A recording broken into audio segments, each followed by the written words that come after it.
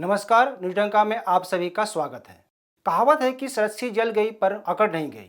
यही हाल महाराष्ट्र में हो रहा है। गुरुवार को शिवसेना नेता संजय राउत ने बागी विधायकों को धमकी दी है। उन्होंने कहा कि उनका महाराष्ट्र में घूमना फिरना मुश्किल कर देंगे। यह पहला अवसर नहीं है जब संजय राउत के बोल बिगड़े हैं।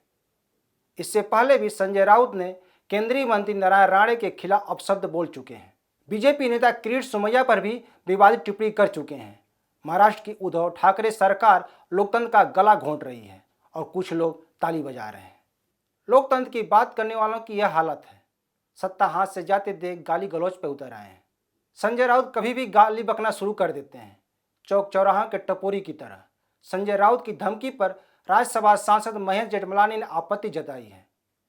उन्होंने एक ट्वीट कर कहा कि यह एक व्यक्ति की भयावह धमकी है जो महाराष्ट्र में अपने आप में कानून बन गया है। उन्होंने कहा कि उद्धव ठाकरे और शरद पवार को इस बयान की कड़ी निंदा करनी चाहिए। महाराष्ट्र में जब से महाविकास आघाड़ी की सरकार बनी है तब से लगता है कि यहाँ कानून का राज नहीं है। यही सब अभिनेत्री कंगना रनावत के साथ हुआ। अभिनेत्री की ऑफिस को तोड़ दिया गया और इस पर कोर्ट ने ठाकरे सरकार को कड़ी फटकार लगाते हुए तोड़े गए हिस्से का मुआवजा देने को कहा था। इस दौरान कंगना रनावत की गई भैंसवाड़ी का पुराना वीडियो खूब वायरल हो रहा है, जिसमें उन्होंने कह रही हैं कि उद्धव ठाकरे, तुम्हें क्या लगता है कि तुमने मुझसे बदला लिया है? आज मेरा घर टूट रहा है, कल तुम्हारा घमंड टूटेगा। कुछ ऐसा ही हो रहा है। इसी मामले कंगना रनावत पर संजय राउत ने विवादित बयान दिया था, जिस पर कोर्ट ने संजय राउत को फटकार लगाई थी और भाषा पर संयम बरतने की नसीहत दी थी। जिस सत्ता मध्य में संजय राउत और शिवसैनिक ने 2.5 साल में खूब उपद्रव किया, अब वो हाथ से निकल रहा है। हर दिन संजय राउत की भाषा बिगड़ती जा रही है। एक बार फिर संजय राउत जनता द्वारा चुने गए नेताओं को धमकी दे रहे हैं। संजय राउत जिस सत्ता के बल पर अकड़ रहे थे, अब और हाथ से सरक रही है। यही वजह है कि संजय राउत गुंडा राज पर उतर आए हैं। कंगना रनावत के साथ ही लोकतंत्र पर हथौड़ा भी चला था। शिव सैनिकों ने 2020 के सितंबर में एक पूर्व सैनिक मदन शर्मा को घर से निकालकर पिटाई की थी। मदन शर्मा का दोष बस इतना ही था कि उन्होंने सीएम उद्धव ठाकरे की छेड़छाड़ वाली एक फोटो सोशल मीडिया पर फॉरवर्ड कर दिया था। इसी तरह निखिल भामरे और केतकी चितले को भी लोकतंत्र की हत्या करते हुए गिरफ्तार किया गया था। उद्धव ठाकरे सरकार की गुंडाई यहीं खत्म नहीं हुई। रिपब्लिक भारत टीवी के मुखिया अर्नब गोस्वामी को उनके घर से बंदूक की नोक पर उठा लिया गया था।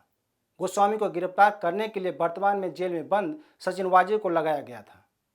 सरकार पर सवाल उठते रहे कि गोस्वामी को इस तरह जबरन क्यों गिरफ्तार किया गया। तो क्या संजय राउत असम में रह रहे 46 बागी विधायकों के साथ भी ऐसा करने वाले हैं? क्योंकि अभी तक सरकार बचाने के लिए उद्धव ठाकरे के पास बहुमत नहीं है। तो क्या इन विधायकों को डरा और धमका कर आने अपने पाले में किया जा रहा है? इस बात पर गौर किया जाना चाहिए कि संजय राउत की यह धमकी मामूली नहीं है। इसे अनदेखा नहीं किया जाना चाहिए। उद्धव ठाकरे से नाराज इन विधायकों को धमकी के बल पर अपने पाले में सरकार कर सकती है। संजय राउत इसी साल फरवरी में केंद्रीय मंत्री नारायण राणे को भी धमकी दी थी। संजय राउत ने कहा था कि उनके पास हमारी यानी संजय राउत की कुंडली है। धमकियां देना बंद करो, हमारे पास भी आपकी कुंडली है। आप केंद्रीय मंत्री हो सकते हैं, लेकिन यह महाराष्ट्र है। यह मत भूलना कि हम आपके बाप हैं। आप अच्छी तरह जानते हैं कि इसका क्या मतलब होता है। संजय राउत की धमकियां और गालियां छुटभैया जैसे होती हैं। संजय राउत संपादक से राजनीतिज्ञ बने हैं, लेकिन मर्यादित भाषा का उपयोग करना उन्होंने कभी सीखा ही नहीं। संजय राउत ने गुरुवार को ही नहीं, शुक्रवार को भी तेवर में दिखे।